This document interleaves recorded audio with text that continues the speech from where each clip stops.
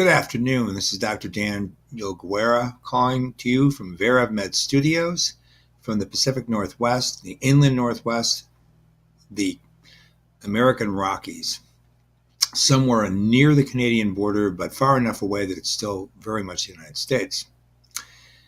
Today, we're going to carry on in a series of lectures that we're going to try to get more interested medically, biomedically, into how membranes function. Now, many of you know, because you've watched a lot of these VerEvMed lectures, probably I have a group that watched every single one and takes notes, that I'm a lipid biochemist. I'm not ashamed of that. I'm really happy that I am, because it basically, being a lipid biochemist puts me in a rarefied place amongst all other biochemists in that basically we know more. We know a lot more biochemistry and probably a lot of other things than just about every other kind of biochemist. And of course, that means any other kind of biologist or natural scientist. And then that, of course, means that probably general bulk of the population in the past, in the present, and in the future. So with those non-obvious, disinterested, anecdotal understandings, let's proceed. So as this is suggesting to you, what we're going to do today is talk about mitochondrial membrane lipid metabolism and the Bowel syndrome. So let's go ahead and get started here. I always have to touch that twice. I don't know why. All right. This isn't actually where I'm recording from, but it's a place I go to a lot, and it's the Continental Divide in Colorado. That's me, Dr. Daniel Guerra. There's my email address. You can contact me directly about any of these video lectures and, of course, about VerEvMed itself. There's my Facebook page. Has all of these recorded video lectures on YouTube. Still using YouTube for right now, as well as a lot of other commentary on science and even some philosophy. And some personal anecdotal information as well that I think is important to put out there. So there's our logo. We're VerEvMed. There is our company website. Go there and you can find out exactly what we do. There is also our email address. You can contact us through the website and you can become our client. What we are basically doing is we provide an online service that looks at published scientific literature, both current and established, and look at the coherency of that literature for a specific question or topic that our clients are interested in. So this can be a topic like pharmaceutical drugs, can be about different kinds of therapies or procedures in the biomedical industry. It can be quite far-reaching, but most of what we do is at the molecular level. So we do cell biology, cell physiology. I'm a biochemist. We also do pharmacology, pharmaceutical sciences.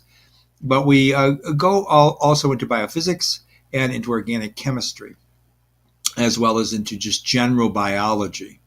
And we also talk about natural compounds that are used as nutraceuticals, as well as the entire gambit of the pharmaceuticals. And recently we just went through a spate of discussion of illicit drugs, and that included, of course, ethanol. All right, so today we're going to move out of that drug interaction with the brain, and we're going to look at something a little bit more fundamental. We're going to look at how the mitochondrial membrane is linked to an inborn error of metabolism known as the Bowel syndrome. And if you haven't heard about that before, don't worry, because I'm going to talk a bit about it. Today is the 27th of March in the year 2018. All right, now this is going to be a discussion of a particular phosphoglycerolipid shown here. This is called cardiolipin. And so it's a lipid that was first isolated in the cardiac muscle. Okay, now notice that what it is actually sort of a dimer of two individual phosphoglycerolipids. In fact, phosphatidylglycerol. So here's diacylglycerol, and there's the phosphate making it a phosphatidic acid, linked now as this oxygen ester to a glycerol molecule, which is linked now to the second phosphatidic acid, see here, with two more fatty acids here, that part of that diacylglycerol moiety. So you have 4 fatty acids. There's 1, 2, 3, 4. You have 2 phosphate esters here and here.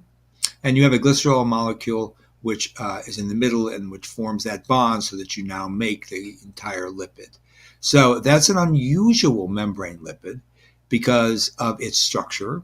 And its structure is going to generate a certain kind of curvature in the membrane that's actually going to facilitate the proteins that are in that membrane. In fact, it's required for the membrane proteins to have cardiolipin.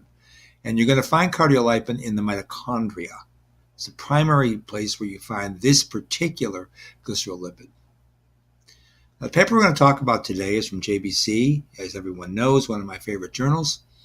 It's a paper in Press that was published just 6 days ago. And so we're getting this from the paper Proof, right? So it hasn't actually made it into the having a full citation. That'll probably happen in April or May of this year. For now, though, this paper is available online. Most papers that are in Press are available online in the JBC. Okay, so what is this paper going to talk about? I'm going to talk about our friend cardiolipin, which you just saw, that structure of. We already told you this is a diphosphatidylglycerol. It's found exclusively in mitochondria, predominantly in the inner mitochondrial membrane. So this is a eukaryotic lipid. Okay. Cardiolipin plays key roles in mitochondrial protein transport. Also is involved in apoptosis. We know that there's a major axis of apoptosis that starts with the mitochondrial system, and cardiolipin plays a major role there as a lipid conduit. It's also a lipid conduit for holding and aggregating the mitochondrial supercomplexes called your SC. Now what that is basically is think about the electron transport chain, those 5 complexes that make up the final oxidation of NADH and FADH2, driving electrons and protons through electrochemical gradient in the inner mitochondrial membrane, ultimately through a proton pumping ATPase generating ATP. Right? That's what we mean by those complexes, those 5 complexes. When they're together, they're called a supercomplex. All right. Now, this lipid is also involved in how the mitochondria interact with the phagolysosome, and it is also involved in mitophagy, a topic from one of the previous VerEvMed lectures. Subsequent to its de novo synthesis, the 4 fatty acids that you saw there are functionally remodeled. And they're remodeled with specific fatty acids to ensure proper cardiolipin function. Now, I know I talked at great length back before the turn of the year about lipids. As you know, I'm a lipid biochemist, so I did actually do some formal, straight-out, unembarrassed lectures just on lipids. Talked about sphingolipids, phosphoglycerolipids, talked about fatty acids, talked about sterols, talked about cholesterologenesis, all that, the basic stuff. I also spent a little bit of time talking about membranes, not as much as I'm going to, though, in this year. Now, one of the key take-home messages about lipids, yes, they make up the membrane along with proteins and some carbohydrate ornamentation, but they are the bulk. They are the actual organic compound that allows for the aggregation of organic molecules to make a membrane. Without the lipids, you have no membrane. Now, that's enough for us to be interested in that functional relationship back to their structure. The other important thing, though, is that to keep in mind, and for you, if it's not in mind, now it will be, is that the lipid composition of membranes is completely heterogeneous, depending on where that membrane is isolated from, like what organelle or what cell type or what tissue type or what organ or what organism, and even the age of any of that, all the way down to cell lineage up to all the way to organism level. So lipid modification within the membrane is very constant. Rapid turnover of membrane lipids, yet the composition of it and then ultimately the sequence of the lipids within the membrane tertiary structures is maintained in a homeostatic control. That means that biosynthesis, sequestration, and ultimately turnover of those lipids is tightly regulated in the cell. Now, the take-home message isn't there yet. Now I'm going to tell you it. What that means is that the lipid composition and the ordering of the lipid composition, which I'm going to call a sequence because everybody in biochemistry. Everybody in cell biology likes the word sequence, like protein sequence, DNA sequence, RNA sequence, etc. That is a hierarchical ordering of the lipids within the membrane. That seems to be an absolutely required and universal biochemical phenomenon in all cells. That is, the kind of lipids you find in the membranes dictate that membrane's biology, therefore its function completely. QED. So what I'm saying to you is that we don't really know very much about how that membrane maintains its magnificent heterogeneity with all the different kinds of lipids that are in it and all the different molecular species of those lipids. So we're just now starting to look at that. When I say start, actually lipid biochemists have been looking at this since the 70s. But because we haven't had really good molecular tools, and we still kind of don't, it's been lagging behind other macromolecular structures like DNA, RNA, and protein. But it's not for lack of trying, and it's also not for lack of good science. It's far more complicated than those other macromolecular structures. One of the reasons is because of so many different types of lipids and fatty acids and steroids and sterols and sphingolipids and all the different complex structures that you find in membranes. There are far more individual monomeric units to assemble that macromolecular structure. It's not like proteins with 20 amino acids or plain old dull and boring nucleic acids which just have 4 or 5 nucleotides. We're talking thousands, tens of thousands of different monomeric units making up what is the macromolecular structure called the membrane. Now, I just said a mouthful there, but that's what I want you to keep in mind here, because that's one of the reasons I chose this paper. Okay, so you got 4 different fatty acyl chains in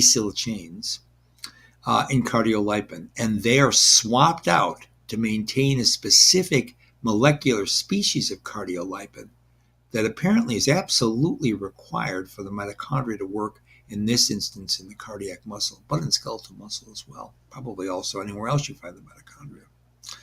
Principal gene involved in cardiolipin remodeling is called TAZ, kind of a funny name for an enzyme. Tavazin is the protein. Tavazin transacylase is a longer version of it, still a common name. And that remodeling of cardiolipin is believed to be the result of the function, the activity of tavazin, or TAZ. Now that enzyme, of course, if it's going to work on retailoring cardiolipin, has to be in the mitochondria. Indeed it is. Now, here is some basic understanding of cardiolipin biosynthesis. Let's start it with phosphatidic acid. Now, this comes from the Kennedy pathway. So you start with a glycerol backbone. You add fatty acids to the 1 and 2 position. You have a phosphate ester that makes phosphatidic acid.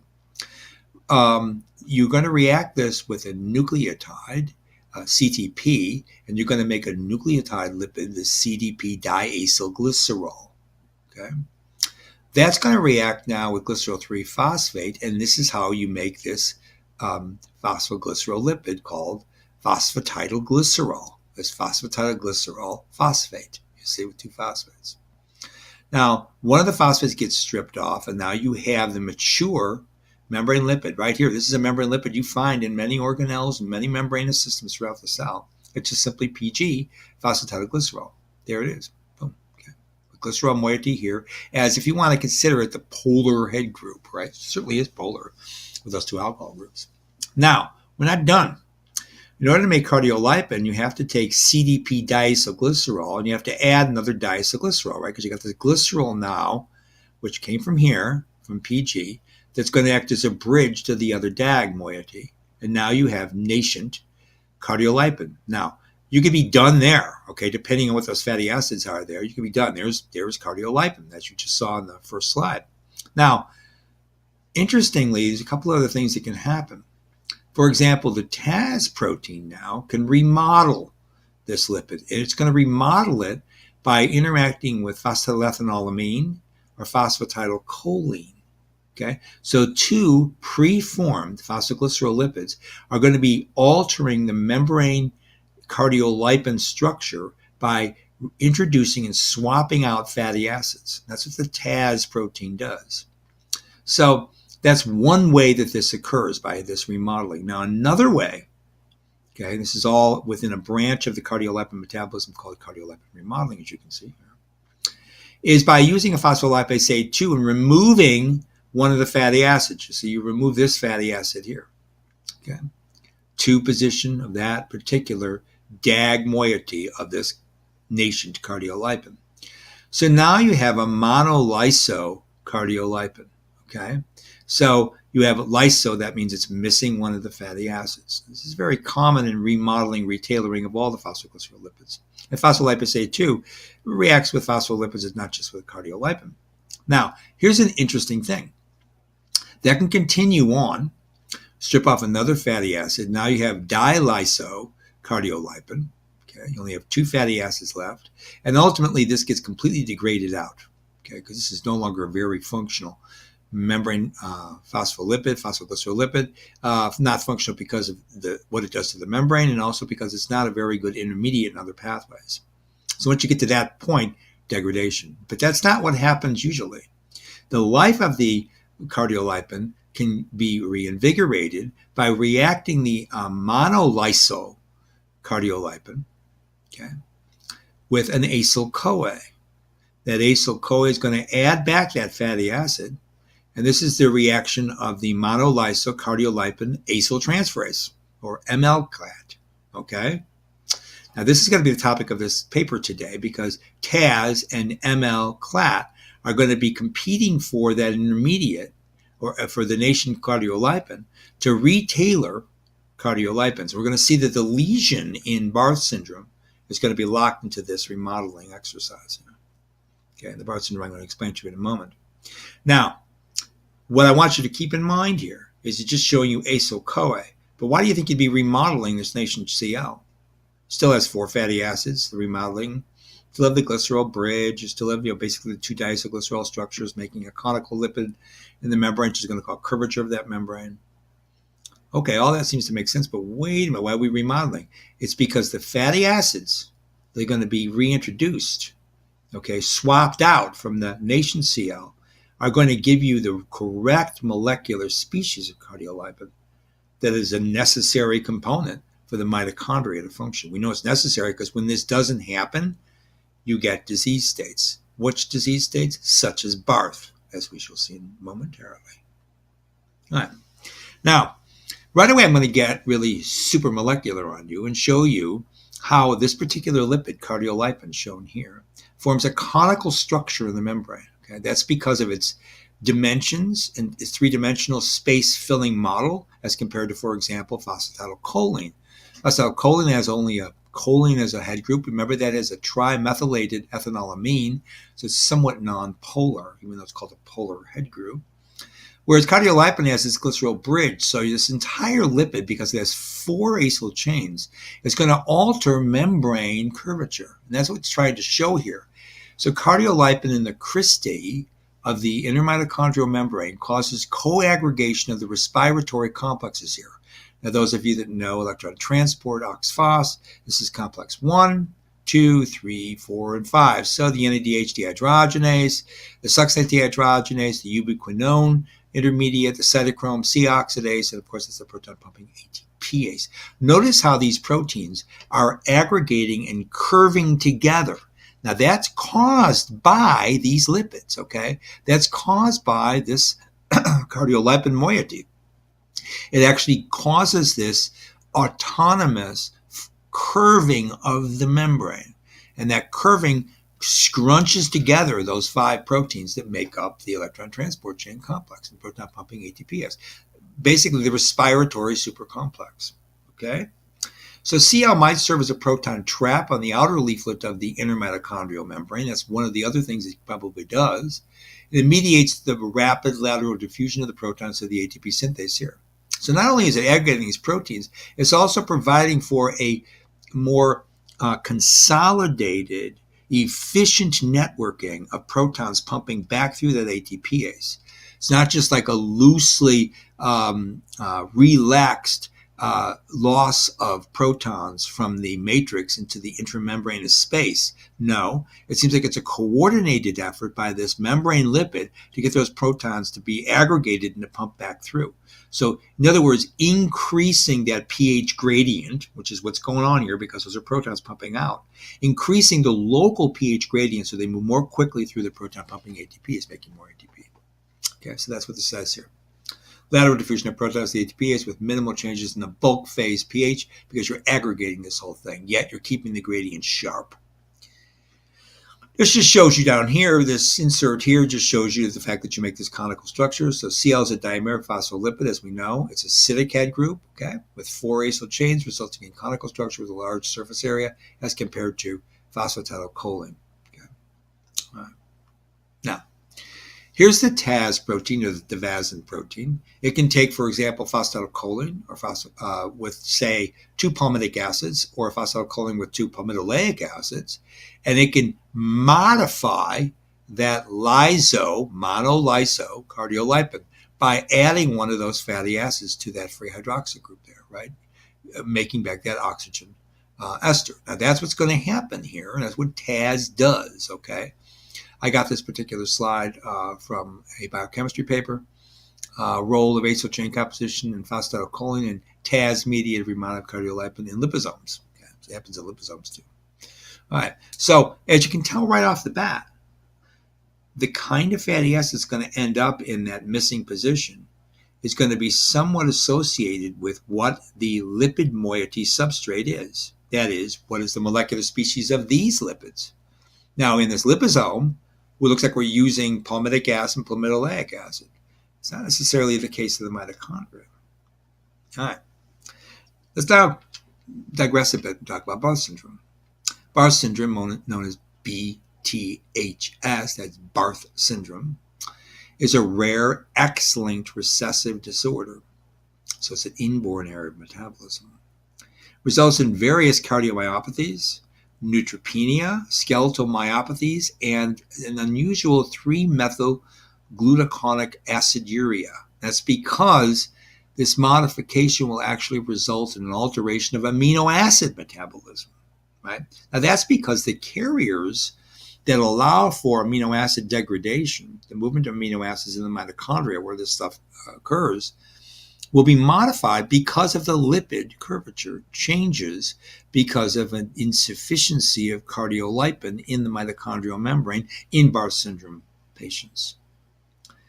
The only known disease exclusively associated, Barth is, with dysfunctional cardiolipin remodeling, which corrupts the mitochondrial import inner membrane translocase subunit called TIM14. That's why we get that unusual amino acid aciduria. Okay. Barth syndrome is caused by various mutations in the TAS gene, all of which result in various degrees of this reduced cardiolipin concentration in specific molecular species form. Barth syndrome skeletal muscle mitochondria exhibit electron transport chain dysfunction due to poor transport of transit peptide-linked mitochondrial peptides. Remember, most of the proteins that you find in the mitochondria are nuclear encoded. So they have to have a transit peptide to get into the mitochondria. And because of this alteration of the TAS gene, because of mutation in Barth syndrome, you're modifying the cardiolipin so the single peptide is no longer recognized, and the proteins necessary for normal functioning mitochondria no longer is happening in its correct way. Barth syndrome cells exhibit mitochondrial fragmentation as a result of this. Impaired mitochondrial function, of course, is going to result, and you also get a big uptick in reactive oxygen species. This is all very bad. It spells death and dismemberment to the cell that has this Barth syndrome. So disruption of TAS, and therefore cardiolipin remodeling, leads basically to what Barth syndrome is all about. So here's Barth syndrome. And you can see all the terrible things that happen because of TAS mutations.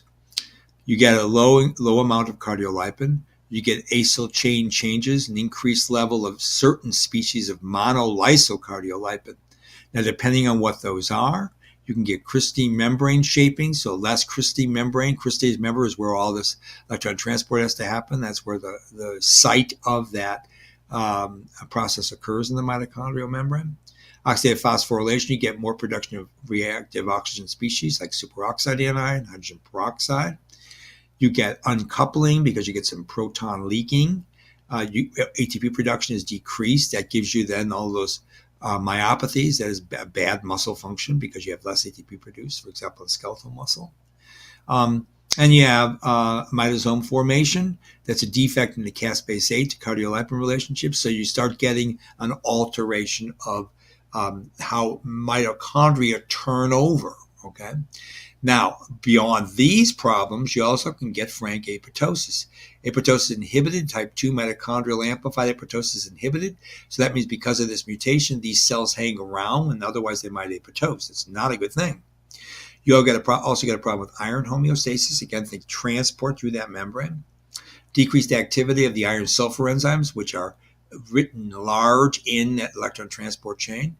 So that means you get because of a decreased import of iron sulfur cluster proteins, and you get an accumulation, unfortunately, of iron ions, which also facilitates increases in reactive oxygen. You get autophagic fluxes, so autophagic flux dysregulation.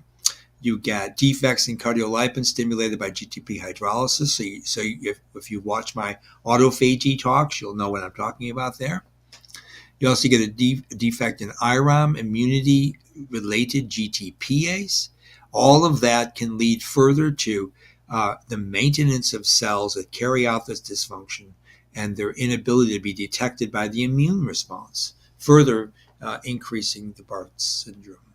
So new results devoted to human Barth syndrome-derived cells, where we used to develop our knowledge. Okay, so in this particular slide here, you see where we need to learn more and where we know quite a bit. Now, here are just some of the defects in Barth syndrome. Cardiovascular, dilated cardiomyopathy, left ventricular non-compaction, prolonged corrected QT interval, endocardial fibroelastosis. In neuromuscular, you get delayed motor milestones. You get proximal myopathy. You get abnormal fatigability. You get exercise intolerance, neurological problems, mild learning disabilities, attention deficits, more likelihood of strokes, that is, cardiac embolisms. You get hematological and infectious problems. You get because of neutropenia, okay? Recurrent mouth ulcers and sore gums, perianal dermatitis, recurrent bacterial infections, even septicemia. Endocrine and metabolic, you have this 3-methylgluconic aciduria. You have constitutional growth retardation, delayed puberty, hypocholesterolemia, hypoglycemia, lactic acidosis, which gives you more cardiac failure. In the gastrointestinal tract, you have episodic or chronic diarrhea. There are just all kinds of things that are associated with this one dysfunction. Look at here, you've got dysmorphic features, deep set eyes, full cheeks, prominent ears. Again, in fetal problems, you have cardiomyopathy, fetal hydrops, miscarriage, and stillbirth of male fetuses because it's X-linked. This is a very disastrous X-linked inborn error metabolism. So let's get back to discussing more about the molecular events involved in this. We did a little bit now of the clinical manifestations. Let's get back to this paper. There's alternate cardiolipin remodeling, and we've learned this by looking at animal models. So there's a novel acyl-CoA-dependent mechanism, which is involved in cardiolipin deacylation. It's carried out, as we saw on that slide a few back, by phospholipase A2, followed by this reacylation. Now, in this particular case, in this animal model, the reacylation uses linoleal-CoA. That's linoleic acid thioester esterified to coenzyme A, and that's the substrate to remodel a cardiolipin. So you have this monolysyl cardiolipin acyltransferase, which specifically takes up linoleic acid, and it's located into the inner leaflet of the inner mitochondrial membrane. Now, why is this significant? Lots of reasons. One is linoleic acid is an essential fatty acid. It is, in fact, an omega-6 fatty acid. Once linoleic acid is further desaturated and elongated, it becomes arachidonic acid. So that's why that's an essential a fatty acid. Now, the other essential fatty acid is omega-3 called alpha-linolenic acid. We're not finding that here in terms of acyl-CoA substrate specificity for this acyltransferase. We're finding linoleic acid. So it's very interesting because it's an essential fatty acid. So if you have any kind of problems with essential fatty acid deficiency, you're not going to make the right cardiolipin as well as in this Barth syndrome. So once again, let's take a look at what's going on here. Here's your whole TAS complex. So you have this lyso-PC, this TAS-linked cardiolipin, right? You generate cardiolipin, a remodeled one. You also have lyso-PC, which can now react with a new cardiolipin molecule, making a lyso-PC tavazin or TAS cardiolipin. That will react, taking that fatty acid off of cardiolipin and making the monolysocardiolipin, putting the fatty acid onto PC. Final remodeling will regenerate the PC in a new PC. You'll make a new PC from the fatty acid you got from the cardiolipin. You'll take this TAS associated, this is an enzyme associated phosphoglycerolipid, the monolysocardiolipin, react with a new molecule of PC. Same thing happens here. Now you have this ternary complex. You have the TAS protein with phosphatidylcholine and the monolysocardiolipin. Now you have the exchange reaction. You get the fatty acid from this PC. Now you have this remodeled cardiolipin, and you're back to making it. So that's what's going on here, okay? It's just this retailoring process that's occurring all the time in the inner mitochondrial membrane. Remember, here's cardiolipin biosynthesis. We already went through this pathway. There's phosphatidic acid, CDP diacylglycerol. You're adding the glycerol phosphate here. So you have this phosphoglycerol pyrophosphate. You get rid of the phosphate. You have PG. You react it with another DAG molecule. There's nascent Cl. We already saw this pathway now. If you go through phospholipase A2, you make this monolysocardiolipin, which because of this enzyme will now be retailored. There's the acyl-CoA making the remodeled Cl. And again, in the animal model, that was a linoleic acid. The remodeled C can also go through this TAS system using, for example, phosphatidylethanolamin or phosphatidylcholine. Fractionation acyl-CoA is also utilized in this system. That's also can be part of this process. You make the lysolipids, the lysophosphoglyrolipids, the monophosphoglycerolipids, and you have the retailored cardiolipin. So again, you get the idea of how all of this functions in tandem. You have the ML-clat and you have TAS, okay? And you're constantly remodeling this cardiolipin. Now, let's take a look at some data from the paper. So the monolysocardiolipin expression increases a specific linoleic acid, which is a delta 9-12 molecular species. Okay, so take a look at this. Here are control. Okay, here's when you take the control and you introduce an interfering RNA to TAS. Look at what changes. Okay, you see an increase in this particular lipid. You see a slight increase in this particular, decrease in this particular lipid here. Right, adding the interfering RNA to TAS. Doesn't do anything to this particular molecular species, which has oleic acid, linoleic acid, and it has two moieties of this 20-carbon fatty acid with two double bonds. Okay? Now, to compare that to what's called the 6-18 Mach. Now, the 6-18 Mach is actually a Barth syndrome mitochondria. Notice the difference here. You have in this Barth syndrome a lot more of this molecular species, where all the cardiolipin has linoleic acid. You see, as compared to the healthy control, right? And even compared to when you knock out the TAS, right? So this is a big difference. So one of the big differences here, as I say, Barth disorder cardiolipin molecular species is unique. Much higher levels, not quite double the amount of tetralinoleal cardiolipin. Okay. Now, notice this particular molecular species here, where you have one linoleic acid and three oleic acids, okay? You have 8.4% in the control healthy. You have a slight increase when you get rid of TAS. That means your remodeling is not occurring quite correctly. In the Mach, you see that it's about the same. That means in the Barth syndrome, there's no real difference here. But when you add, okay, now this is adding using a viral vector, this monolysocardiolipin acyltransferase gene to make the functional protein.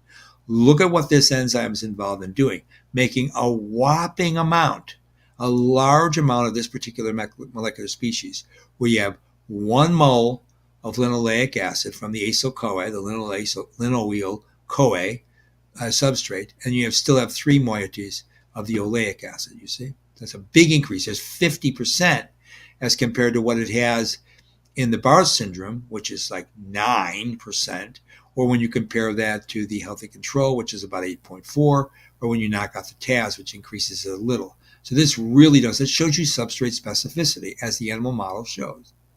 So that's what these 2 arrows are. This is where you get this huge increase when you overexpress this acyltransferase in that particular molecular species. Okay, huge increase in just that particular molecular species. See there? Yeah. All right. So, and this just explains to you that this is coming from lymphoblasts. Okay, so we're looking at lymphoblasts from age-matched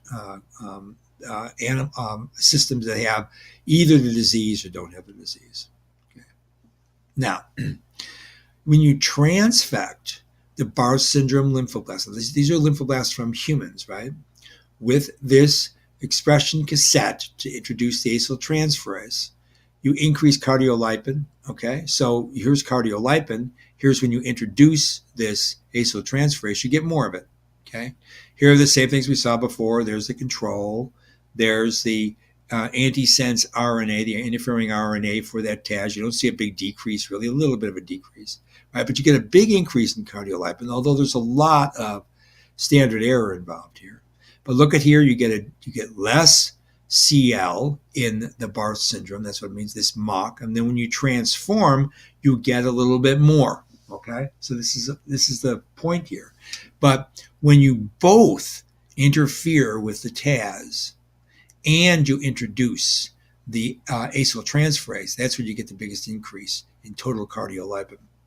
And you see here also that this is in the amount of enzyme activity. Okay, so it's not just affecting cardiolipin, you're looking at enzyme activity on this acyltransferase. Of course, you get more of the acyltransferase activity when you introduce it heterologously by using the viral vector. That's what this is showing. That's all it's really telling you there.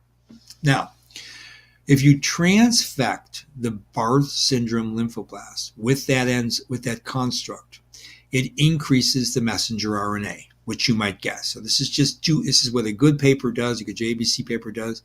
You introduce the gene, did you get it transcribed, okay? So here is the TAS messenger RNA expression, okay? And there's the TAS interfering RNA. You get less RNA when you inhibit the TAS transcript by making the interfering RNA. That's good, okay? Here when you add this viral vector, even in the presence of the TAS inhibitor, you get this increase in the acyltransferase. Likewise here, if you're looking at the TAS messenger RNA level compared to the control, you get less of it. And shown here, you get less of the TAS protein as well when you use that antisense measurement, okay? All right. So what you're trying to show here is that when you introduce the acyltransferase gene, you make more of the acyltransferase message. That's what it's showing you here, okay? That's the important thing. Now, transfection of the lymphoblast with that construct actually increases the amount of protein. Now, look here, what you see is the amount of TAS, and you see that it's decreased when you have this MOC. That is when you don't have, this is just your standard Barth syndrome. There's none of this protein. There's no TAS, you see. That's the phenotype of the disease. Okay, now here is the TAS protein, right? Here you see it in the TAS interfering RNA, and here you see it once again in the Barth syndrome. Much less of the TAS protein in the Barth syndrome. That's part of the phenotype, okay? This is just showing you that the only difference in protein that's modified here is when you're adding the acyltransferase, right? You still don't see anything with TAS, with the TAS, right? But when you have the MOC, right, again, this is the Barth syndrome, you don't see any of that enzyme complex, right? That's the point you're making here. But when you look at the amount of acyltransferase that's made in the presence of the interfering TAS molecule once again, you see that you have more of it. So what this tells you is that when you have an interference of TAZ, the cell compensates by making more of the acyltransferase protein. And that's what basically is shown out here. As you look at a time course, the more time you allow this protein to be expressed, the more the acyltransferase you make. Okay, and that's the whole point of this slide, is to show these two slides. RNA levels are increased when you introduce the gene construct on the retroviral backbone, and more protein is ultimately made too, and more protein is made over time. More protein is made each time. And that's against the backdrop of having very low levels of TAZ protein in Barth syndrome. All right. Now, here's another important bit of data. That was data from the paper. Let's take a look at this. This is your standard electron transport chain inhibition profile. This is looking at oxygen consumption here, okay? So you're looking at the control and how the control oxygen consumption is changed by adding, for example, oligomyosin, which blocks the electron transport, or when you're adding FCCP, which is trifluoromethoxy carbonyl cyanide, or when you add phenylhydrazone, or when you, which is all part of that molecule, or when you add antimyosin. These are all standard inhibitors of the electron transport chain, right? And what you get is, you see, when you add this particular moiety, you get a decrease in oxygen consumption. When you add this trifluoromethoxy carbonyl cyanide phenylhydrazone, you get an increase in oxygen consumption in all, both the control, the TAZ inhibited using the interfering RNA, in the MOC, that is the actual Barth syndrome system, and also in the but not in when you add the acyltransferase. Now, what that tells you, in the higher oxygen consumption is bad, because when you get higher oxygen consumption, which is what you're looking at here on the y-axis, you're getting a reduction in the phosphate to oxygen ratio. That basically means the amount of ATP made per molecule of oxygen consumed. Okay, that means you're getting an uncoupling basically. So the reduction in the PO, which is what you're looking at here, is energetically unfavorable. So a higher OCR, as with the Barth syndrome, or when you're inhibiting TAZ, you see, after adding this uncoupler, you make less ATP per mole of oxygen consumed. That's bad. Notice, though, when you add back this acyltransferase, so when you add the acyltransferase, it almost looks like the healthy control, which is the blue. Okay, so that looks like cardiolipin protects against this alteration in electron transport. In other words, you get back to making enough ATP. This is both within the basal respiratory backdrop and the proton leak backdrop.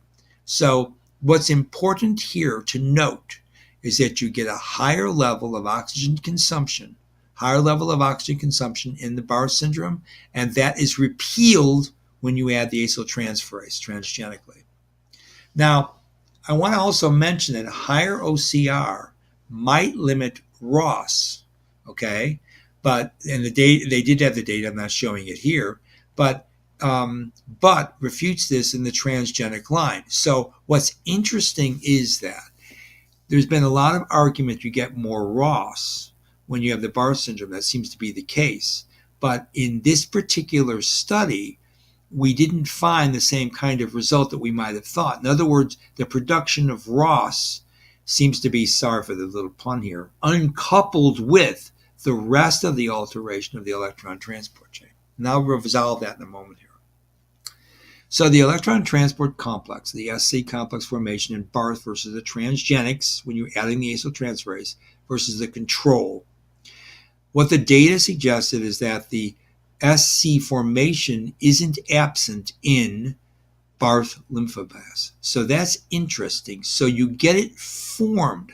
However, when you have the reduction in cardiolipin as a result of having Barth, or you get an accumulation of MLCL, that actually enhances dissociation of the supercomplex electron transport chain.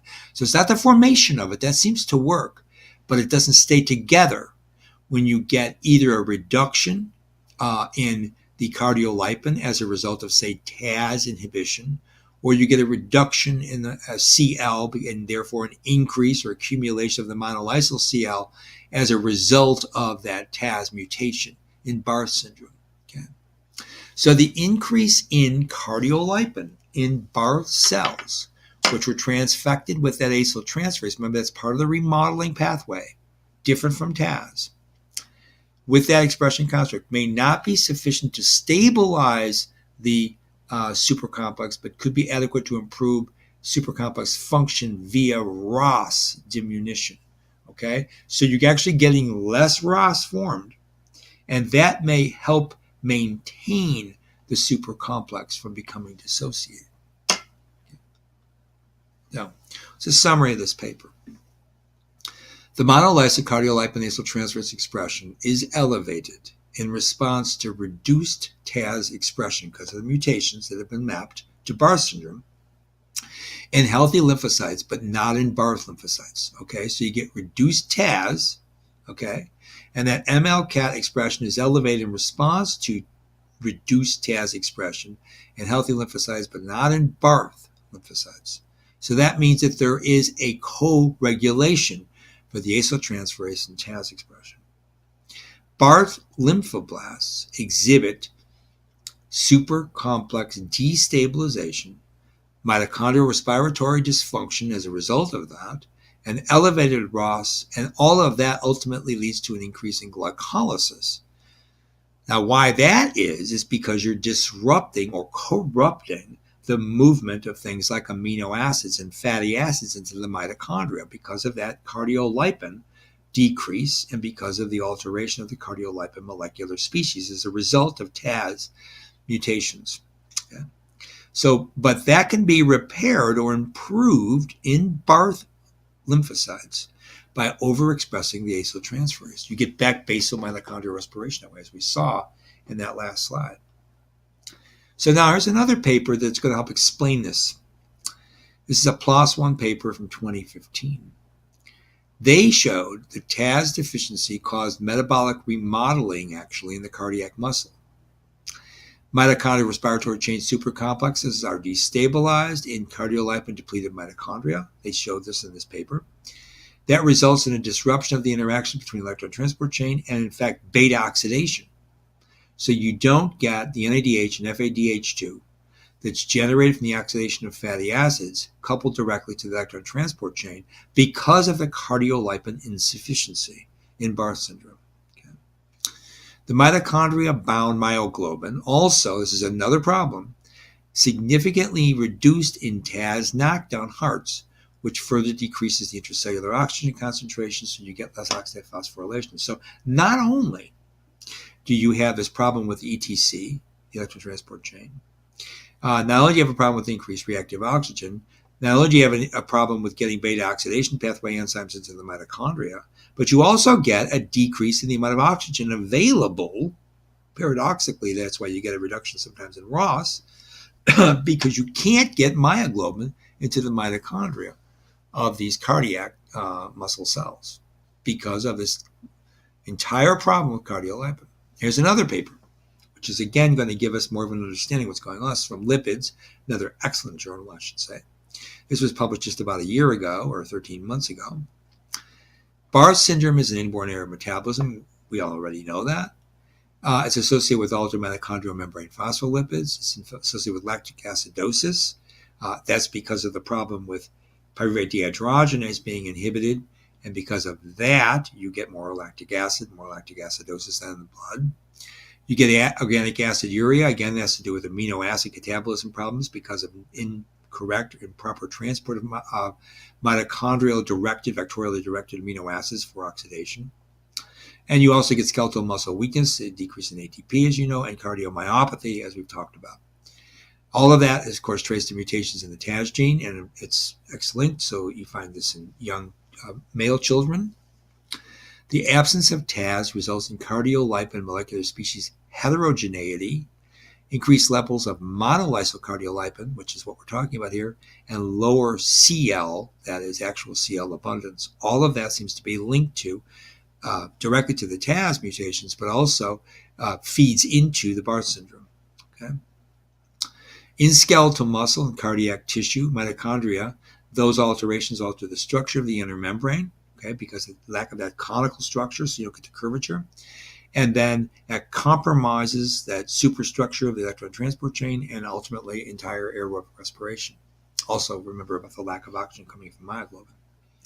Decreased electron flow via the NADH ubiquinone oxidase reductase, complex 1, through complex 3, causes a buildup of NADH in the matrix, which inhibits all the TCA dehydrogenases. That's another thing that's a problem. You inhibit all those TCA dehydrogenases, what happens?